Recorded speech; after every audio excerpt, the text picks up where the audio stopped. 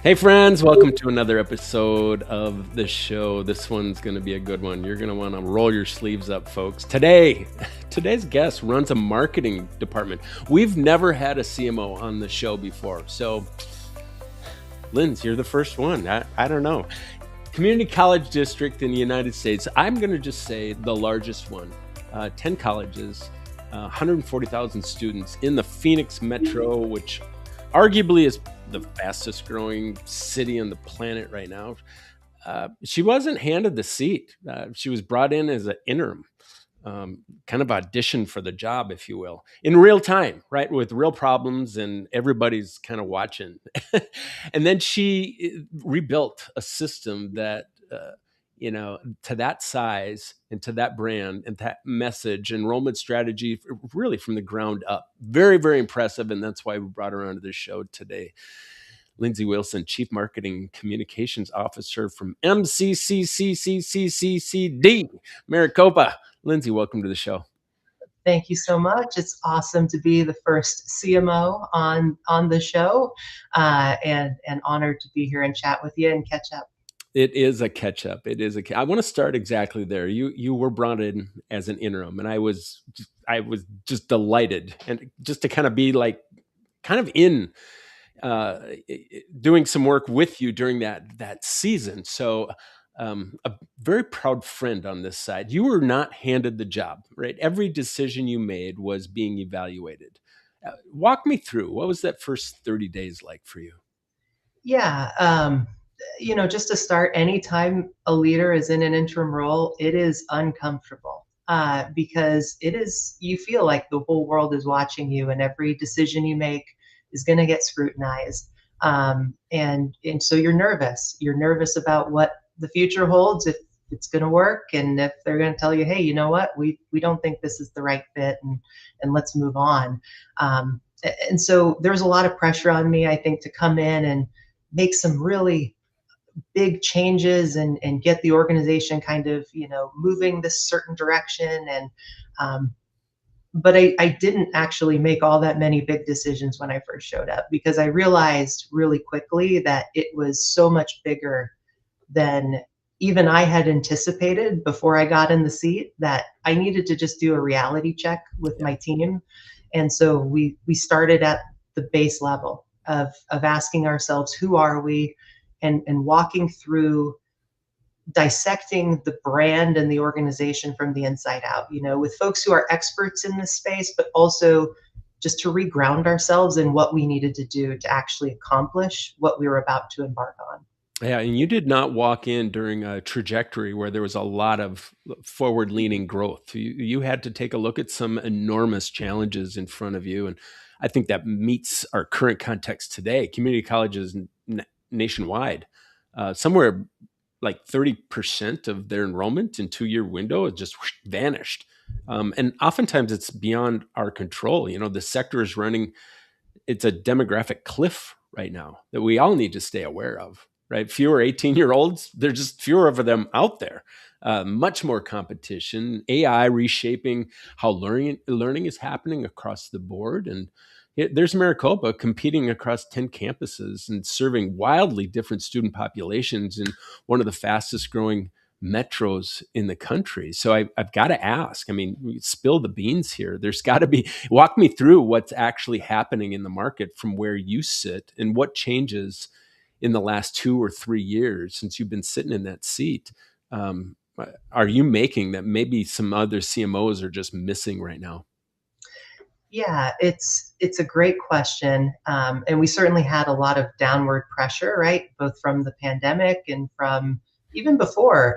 Maricopa had a lot of years of negative enrollment growth, and we've currently been on a 13 semester run of positive enrollment growth, record breaking growth this last year. We're super proud of that. I know it's not just the decisions we make in our department. It's much bigger than that. Yeah. But the thing that we really lean into is, where are we best served to impact, getting the message of opportunity out to our students. And I think we need to stop measuring ourselves against one another. I've really challenged our team. Like, we don't need to worry about what the big university on the block Mm, is doing. We're going to be the best for us, and we are a specific choice. We are a different choice, and sometimes that different choice is a better choice. And we really leaned into this narrative of we believe that we provide a better way to do college, and we're not afraid to tell people transparent truth about what that means, right? Because if you really believe that you're providing something that's grounded in opportunity, what are you doing to actually make it real? Um, a lot of people have great programs, a lot of people have great campuses, but do you have the experience and what comes after the education to really land? And we believe we do, and we believe it to, to our cores. And if you can't get your team to believe in that mission to their core, like everything feels inauthentic and fake and sort of, just surface level. Like if you want to get to the deepest meaning, you have to believe in the meaning as Mm. an entire team. That's the heart of the issue, isn't it? I mean, when you think about when you look at how most community colleges are responding to that environment that we are all swimming in right now, what do you see them doing that just is not working? Well, I think the tried and true methods of 10 years ago and marketing strategy are out the window. Your strategic enrollment funnel probably needs to look a little bit differently than it did 10 years ago. 100%. And enrollment funnels, we often think of this giant top of the funnel that, we do this awareness work and all these students just pile into that part of the funnel. And then we hopefully will get them through the process it's in some way. But it really is more fragmented today, right? Like the front door is anywhere that a student might be. Right. And we have to think differently about how we're marketing to them, both in just our strategy and our tactics, but also in where we're finding them, right?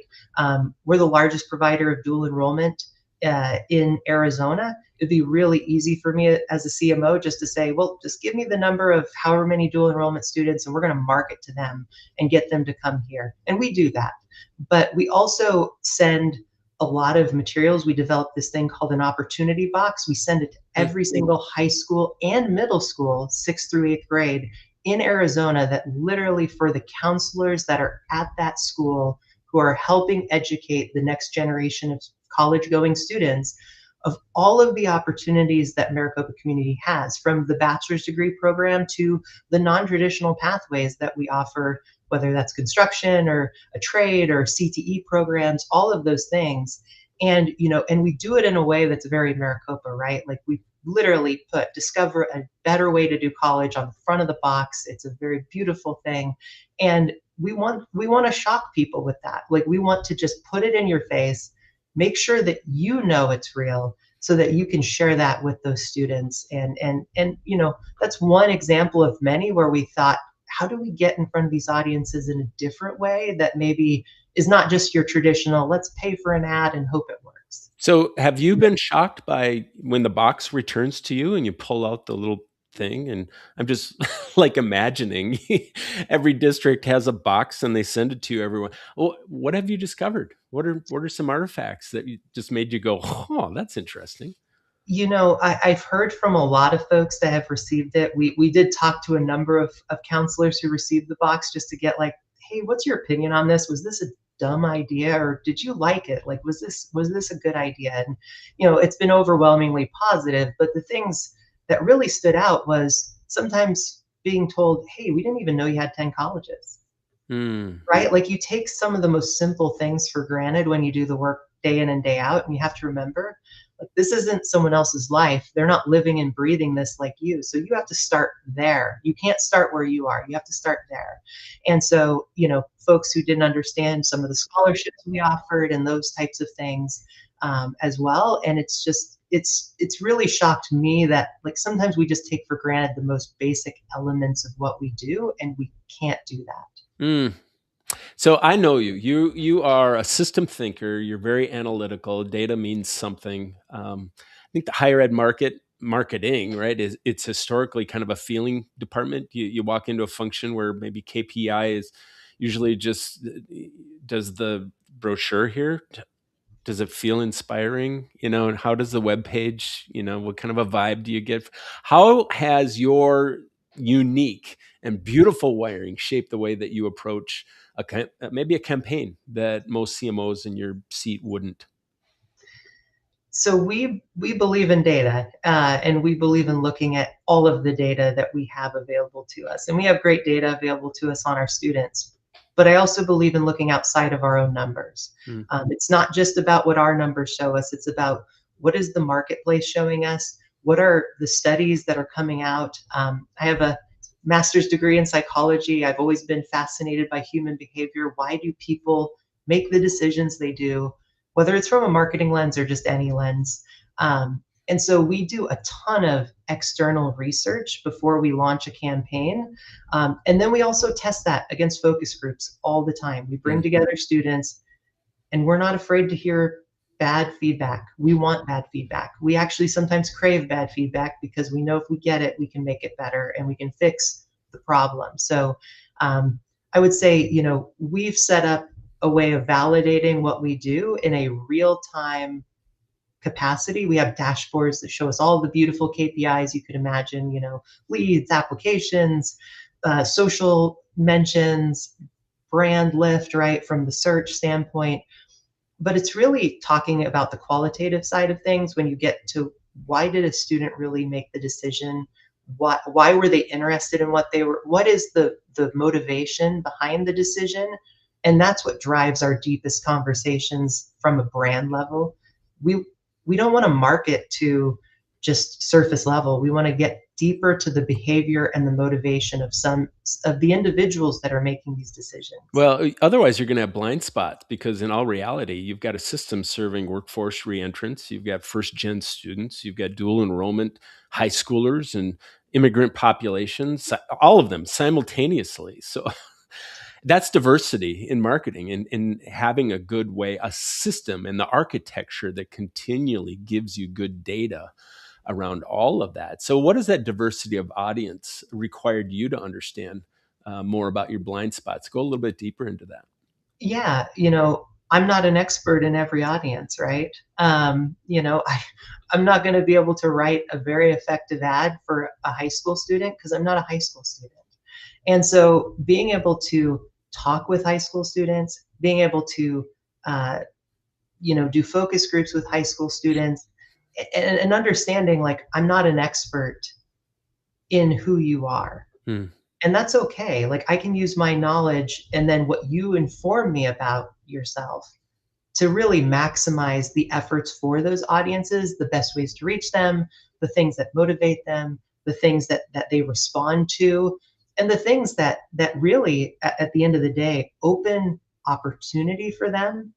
Because if they decide that Maricopa Community Colleges isn't the right fit for a number of reasons, that's okay.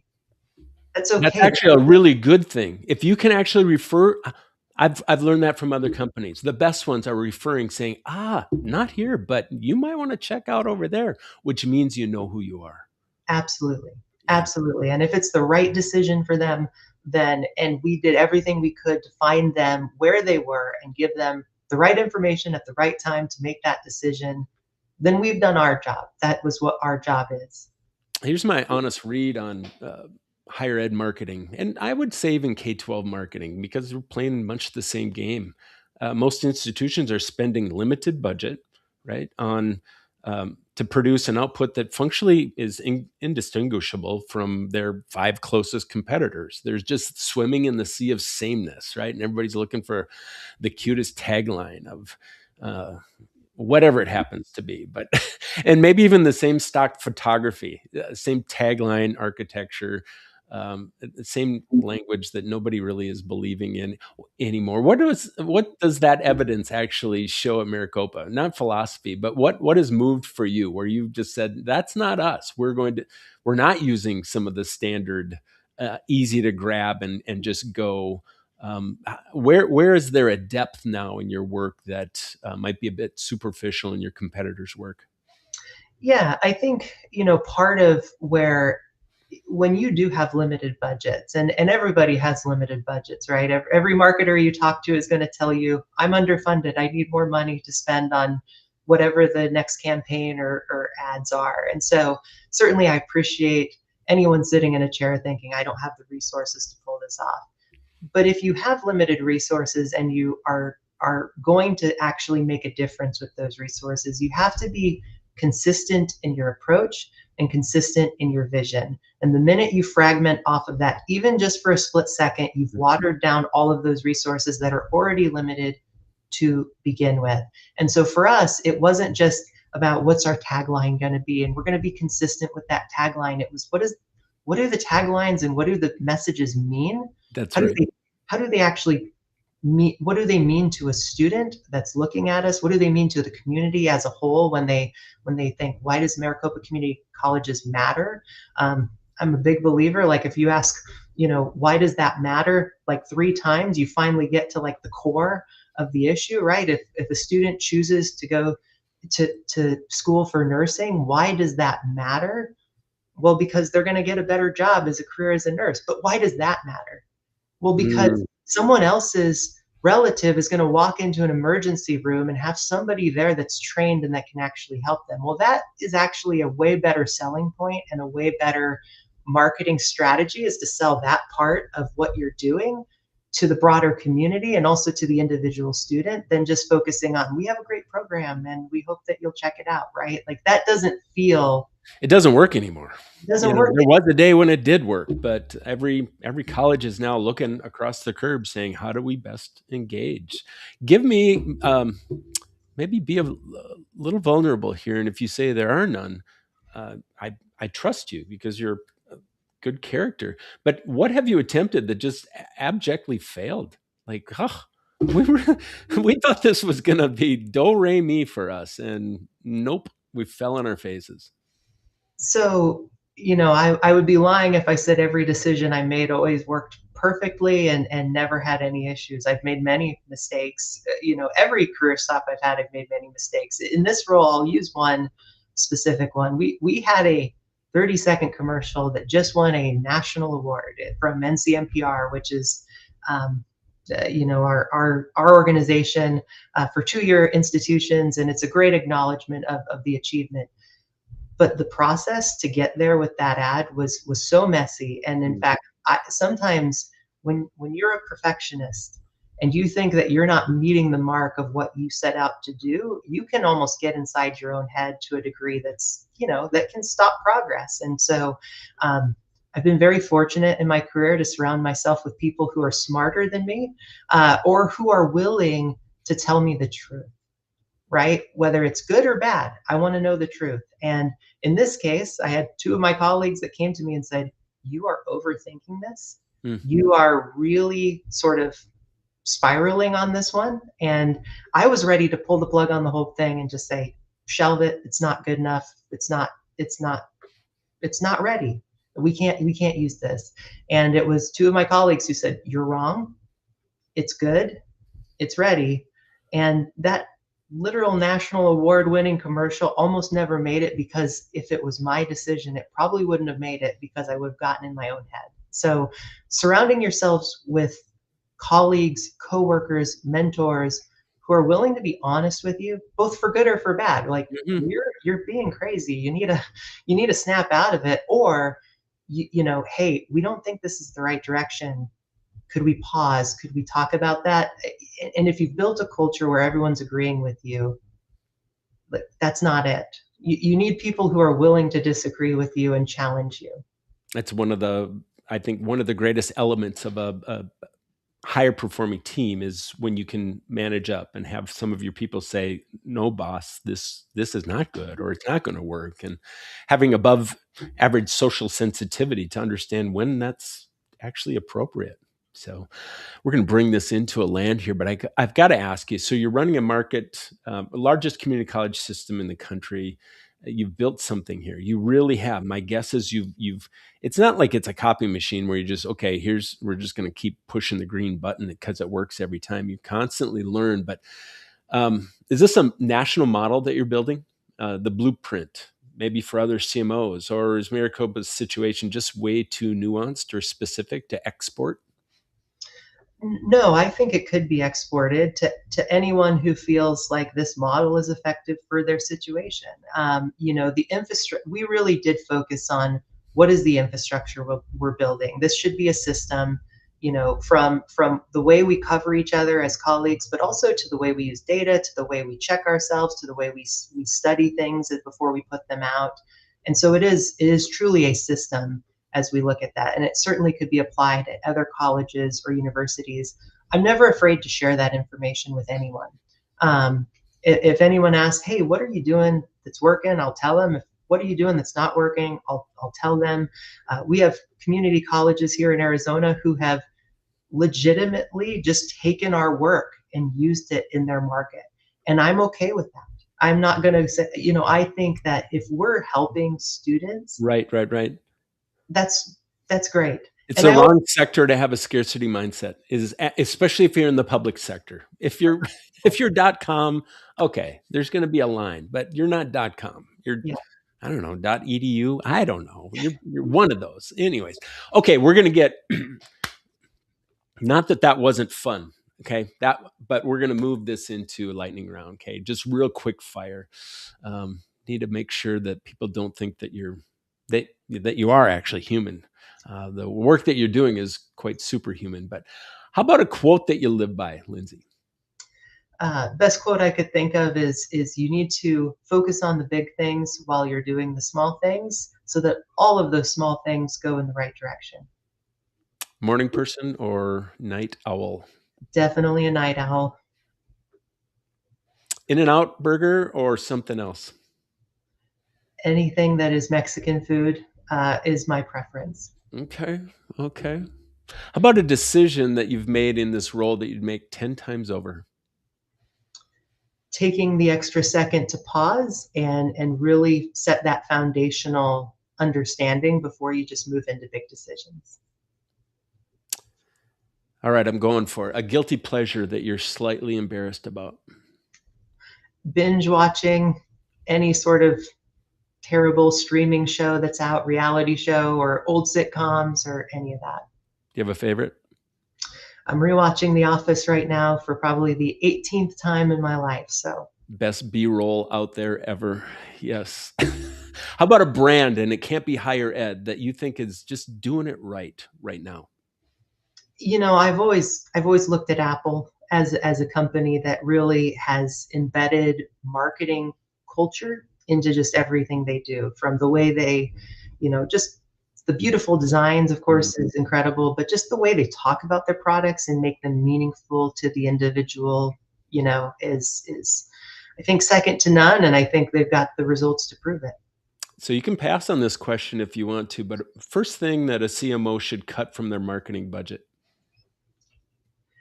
it, I'm hoping it won't get me in trouble, but I think if you're paying a marketing agency to do your work and not building your organization from the inside, you're making a mistake. Doesn't mean agencies can't be helpful, and Yes, certainly there's times and places for that. But if you've got a huge line item in your budget and it's being occupied by an agency, you didn't build your organization from the inside. that is what we call codependency. That is. Yes. If you weren't doing this, what would you be doing? I'd be building a brand somewhere for some organization that I believed in. A word or a phrase. Where is Maricopa headed? Opportunity. Hmm. Best piece of career advice you've ever received? Focus on why it matters. If you can ask yourself why does this matter, and you can figure that out, you're gonna make something that's meaningful at the end of the day. Last question. 25-year-old Lindsay, what is she thinking of you today? Relieved that I finally figured out what I'm doing with my life, and doing something that's impactful. Proud as well. Mm. Mm. Lindsay, anything else for somebody, another CMO or somebody that is like aspiring to be in that role, maybe 3 layers down in the organization, to just help them get out of their heads a little bit, a piece of advice, some wisdom, any last encouragement to somebody listening in today? You definitely have to have some thick skin to be a CMO. Everyone's a marketer and everyone's an expert in marketing, so you get a lot of unsolicited advice. But never be afraid to give an idea away or take an idea from somewhere else. If somebody takes credit for an idea that originated in our department, it's all good. That's totally fine. It means we're all going there together anyways. And I believe that we're innovative enough to come up with 100 more great ideas. So don't ever let the sort of concept of, well, I accomplished this, or I did this, I had this idea, or this idea came from a non-traditional space that maybe you didn't expect. Take it, Mm, take any good idea that comes and run with it and give it away when it's time to give it away. gold, folks, and many nuggets of gold. Lindsay, you're one of the most secure leaders that I've ever met. And just your innovative mind is more brilliant than I have words for. But here's the lesson, I think, for everybody in marketing: the committee consensus. That idea that a brand is built by 10 separate options, maybe all 10 different colleges have a equal weight. It competes against that singular voice that we all just want to surround our work around, in a way that can kind of be the villain out there today. And it's one of the things that Lindsay has spent just this last 23 minutes dismantling. So if you're a community college president, maybe a provost or a chancellor, marketing director watching this today, the question isn't whether you can afford to invest in a real marketing strategy. The question is, you just can't afford to keep producing content that everybody approves of and no one really is responding to. So if they want to learn more about Maricopa and the system, or Lindsay, yourself personally, where might they find y'all? Well, we have a obviously public website, maricopa.edu. We also have a marketing site, marketing.maricopa.edu, where we have some things that are open to the public for them to see. You won't get to see all the amazing dashboards and things that we have set up, but I'm on LinkedIn. If anyone ever has questions, connect with me. I'm happy to share, happy to, grab a 5 or 10 minute phone call and just chat. I've done it many times and I've learned things from those conversations, and I've reached out to folks who I think are doing it well and had those conversations myself. Lindsay, thank you. Duke's up for you. Yeah, thank you. Have a wonderful day. That's the show, folks. Peace. Stay gold.